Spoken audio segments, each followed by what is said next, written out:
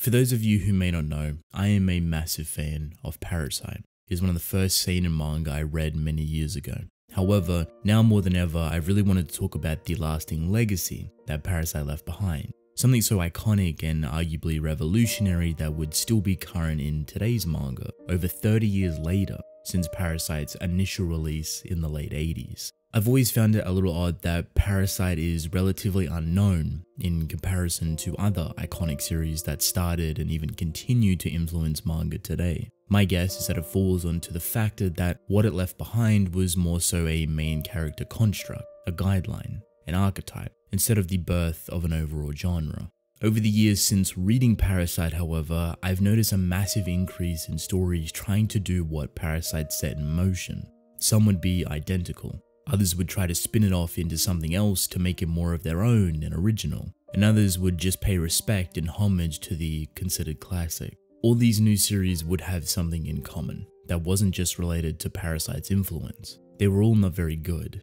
It may sound a little harsh, but I've seen a decent number of manga clearly influenced by Parasyte to some degree, some more than others, and yet the further they stray away from that influence, the more their own story becomes a jumbled mess. Almost like the only core pillar they had in their own narrative was that of Parasyte's. The opposite can be said for series that pay close homage to it, pretty much being almost identical but with obvious variation. The problem with these manga is that they are too similar and don't actually do enough to spin off into an original direction. So as you can tell, there is an extremely fine line for stories trying to do what Parasyte done. And from what I've read and experienced, about 90% of the time they don't get rather far before being cancelled. There are, however, two series that have come out in the recent years that are still going on strong. One is somewhat known to the general community but isn't thriving in popularity, and the other is relatively unknown, as it's hardly published in English. These two series are known as Jargon and Libidos. Both of these series are heavily inspired by Parasyte, and even pay respectful homage to it, from its general premise of a foreign entity entering the body of the main character, thus slowly changing him into someone else, to the more detailed focus on development for that main character mentally, which leads to shifting and evolving to adapt to a new and expanding world. Before we can dive deeper into both these series, we have to take a quick look at Parasyte to help give us fresh context behind these elements or concepts being used. This video may be a little longer because of this, but trust me, it will all make sense and go a long way to make things easier to understand. So, with the rather lengthy opening out of the way, let's have a quick look at Parasyte, what it builds and what aspects newer series like Jargon and Libidos are trying to utilize, all while carving out their own path to potentially continue forward on. Parasyte is a manga that was published in 1988 and concluded with a total of 64 chapters. The story centers around the main character, Izumi Shinichi, a shy and timid 16-year-old student who is going about his everyday life. He comes in contact with a tiny parasitic alien that happens to fall from the sky and land near his window. The parasite tries to enter his body to take over his brain but fails to do so. When it tries again, Shinichi manages to defend himself as the parasite burrows into his right hand, crawling up his arm to reach his head, before he cuts off the circulation to his arm, trapping the parasite. Not long after, Shinichi would find out that his hand is no longer his own, as the parasite can now freely morph his right hand to anything it pleases. It quickly learns the ability to speak, to create eyes and a mouth for itself, and even obtains a large amount of human-based knowledge from studying, all while Shinichi is sleeping. This parasite would come to be known as Miki, thus the odd relationship between them both would be born. But little would they know, the future for them would be extremely dark and emotional, and would push them to become completely different beings. Throughout the course of 64 chapters, there is a lot of incredible things that Parasyte dives into rather heavily. Human nature, morality, human emotions, the balance between life and death, one's own humanity, and global disconnect. This is just to name a few. Where Parasyte truly shines and has been replicated for years is Shinichi's archetype, a construction of his character, the journey and mental evolution that takes place, from a shy, timid boy to a ruthless, emotionally unstable or fractured individual that's driven by warped personal desires. The reason for this drastic change in character and mentality comes from being connected with Migi and a deathly situation they face together. To put simply, Migi is the embodiment of an individual that is not bound by normal human nature or emotions. He is a parasitic alien. So, when Shinichi starts to adopt these very same values and ideals from Migi by slowly and subconsciously evolving, we get the result of a fractured human being that is becoming more of a parasite day by day. The extreme focus on Shinichi's development is entirely purposeful, as concepts would start to be born and revolve around his human perspective being inherently warped. The way he views and responds to these things changes drastically throughout the narrative and eventually loop back and feed directly into his character. Think of it as a never-ending cycle of conflicting perspectives coming from one individual. When you take this cycle and lengthen it out over a decent number of chapters, you end up having an incredibly detailed core pillar to work with for your main character, one that is constantly developing and evolving to fit specific needs. There's almost an endless amount of possibilities you can add to this, which makes for some of the most engaging and developed main characters. You'd think this would be difficult to mess up, but because there is such a consistent flow of possibilities mixed with variable freedom, it's actually rather easy to completely break, devalue, or overwhelm any sort of progression you have going on, thus leading to overwhelmed readers trying to comprehend a now fickle main character. This is pretty much the sole reason why a lot of stories that try to do what Parasite done end up falling completely flat. They break before they even get started. Parasite knew its limits with how much to add and how frequently to add it. Hell, even at some points it went overboard, but managed to retain its balance by backseating other concepts or devices that haven't been used in a while. The management for Parasite surrounding Shinichi is what other stories are trying to accomplish. If they can get over that hurdle, like Jargon and Libido's, they can start to evolve their story into something new and flourish from Parasite's spiritual guidelines. Honestly, I didn't actually expect for this to be that long, considering it's still somewhat the opening before talking about the actual 2 series. Hopefully, this lengthy Parasite segment has either re-jolted your memory or given you enough context for easily understanding the upcoming mangas. So, with all of that being said and wasting no more of your time, let's have a closer look at Jargon and how it handles its own Parasite-inspired narrative.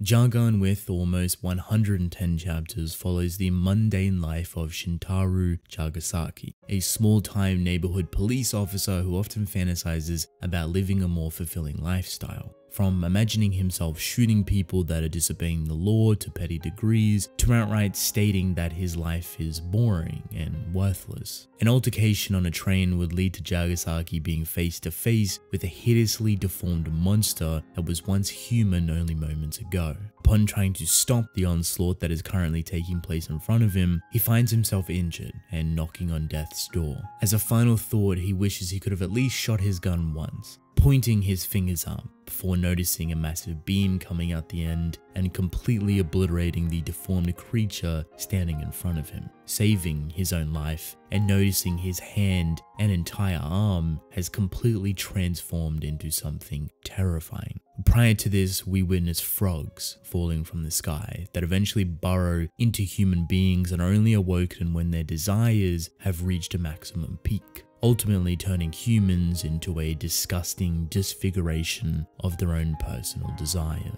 So with this, you may already be getting some massive Parasite-like vibes, and you would be correct to feel that way. Everything here is playing on Parasite's story, making sure to obviously do it in a respectful way and pay homage to what it's portraying. From the parasites, to them falling out of the sky and burrowing into people, turning into hideous monsters, even to the main character being rather simple or timid that also comes in contact with a parasite which starts to change them over time. Hell, even down to their singular hand being transformed. Also, not to mention the speaking companion. In Parasite's case, Migi himself could talk, In Jargon's case, a small owl accompanies Jargasaki when he first transforms, helping him capture and understand the parasite-like frogs. Even though Jargon's narrative is placed on top of Parasite's foundation, pushes itself out in multiple directions to help make a clear difference between the two.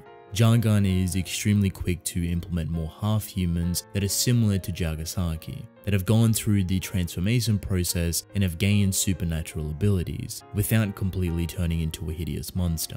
These people revolve around him throughout the beginning of the story, and give him some loose direction to follow, acting as a pseudo-hero group that actively take down these monsters. But these very actions feed back into Jargasaki's character, making us understand him more, how he thinks about things and what he truly wants to achieve. While all of this is out in front and controlling the flow of the story, something within the back would start to arise more often: the evolution of abilities. A side/main focus of Jargon would be the unique abilities that form within people from their own desires or experiences. And what's great about these powers, or at least in Jargasaki's case, they continue to expand and evolve into different things. Undoubtedly, there is a lot of attention on these abilities, with how they function and change over time based on one's mental state while using it. For example, if you start losing yourself within battle, the transformation process will speed up and quickly take over your body,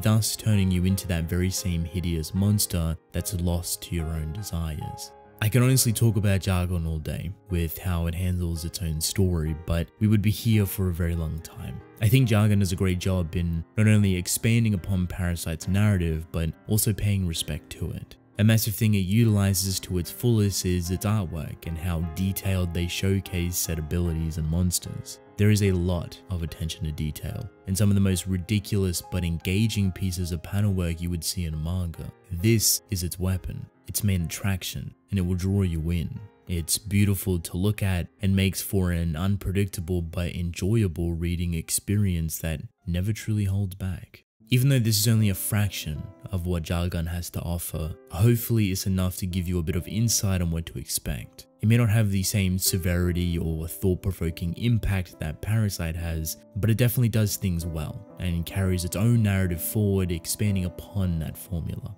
You will undoubtedly get some sort of enjoyment from reading it, whether it's from the artwork, to the exploration of parasitic monsters, to the unique half-humans, or even Jargasaki's mental instability. He may not be as clearly developed or grounded as Izumi Shinichi, but still manages to hold the story up extremely well, and is a very interesting perspective to view the unfolding narrative from.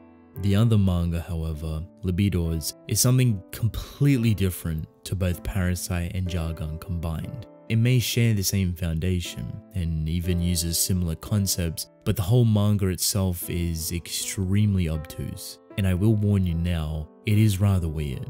Definitely unique, but wholeheartedly weird.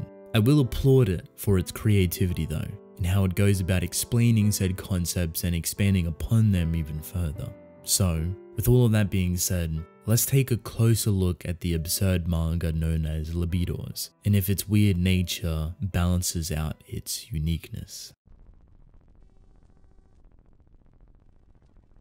Libidoors is a shorter manga that currently has 60 chapters in total, with only 30 translated into English. It follows a teenage boy known as Isamu Wakia who comes in contact with an unknown disease/pathogen.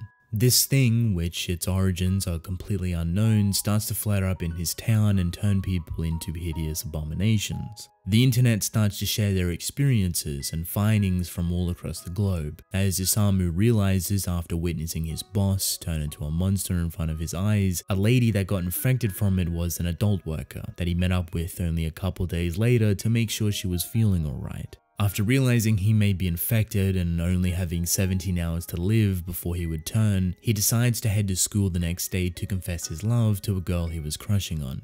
In the midst of confessing, he finds himself protecting the girl from another monster. But while doing this, his sexual desires start to run wild because she's pressed up against him and smells nice. This activates his transformation, but for reasons unknown, only his arm is fully engorged, as he slowly comes to realize that getting any sort of arousal will activate this disease or pathogen and turn you into a monster.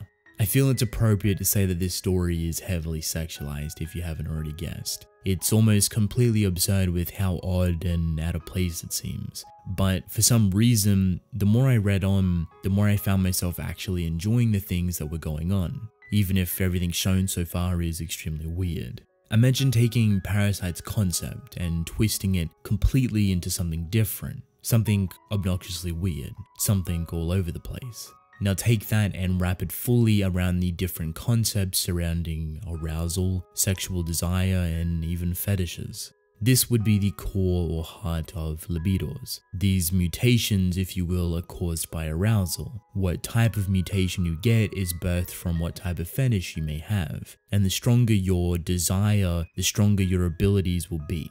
Sounds extremely weird, right? I can't say I've ever read a story like this, one that takes the core concept of sex and splits it off into so many different directions while loosely adapting it to Parasite's formula. It's still in its early stages, but has shown a decent amount of potential to continue adding and building upon its methods of madness rather efficiently. Even with its core concept, it utilizes them extremely well, gives them rather detailed explanations on how it's possible or why it was born to begin with. The main character, Isamu, has an extremely similar archetype to Shinichi from Parasite, from his evolution with his newfound abilities and understanding this disease, to how he handles things mentally, and continues to adapt and evolve to survive in this new world. The artwork behind it is pretty solid too. Isamu with his abilities looks like a portioned Hulk, with pieces of his body enlarging like his arms or legs. The art style manages to capture this rather well and benefits the grotesque nature behind the humans that are fully turning into hideous monsters.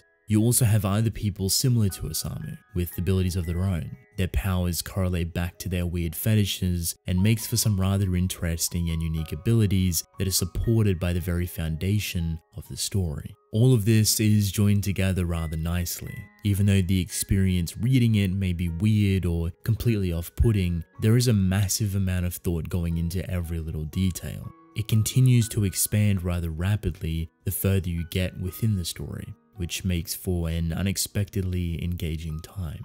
Without a doubt, if you're looking for something completely odd, or even something you may have never experienced before, I'd say Libidos is definitely a good start. If you can get past or even stomach that natural absurdity to the narrative which makes it sound like a weird joke, you may find it to be overall enjoyable. If not, at least it will probably be a memorable read, with how uniquely it is utilizing Parasite's formula to such a detailed degree. In conclusion, this video has carried on for too long, but both Jargon and Libidos are enjoyable experiences that have a lot of different things to offer. If you're looking for something that takes Parasite's foundation and plays upon it, all while paying a respectful amount of homage towards it, then both of these manga may be for you. They are both still rather young, but are currently building popularity and continuing to expand outwards, to morph and change their narrative to stand on their own 2 feet. Maybe over time you'll end up seeing more from them, and what they can truly bring to the table of Parasite's continued legacy. So, if you have read either Jargon or Libidos, let me know how you feel about them, or if you're interested in checking them out. I'd love to hear your thoughts. With that being said, I want to thank you all for watching, hope you enjoyed. Drink plenty of water, and I will see you in the next one. Goodbye.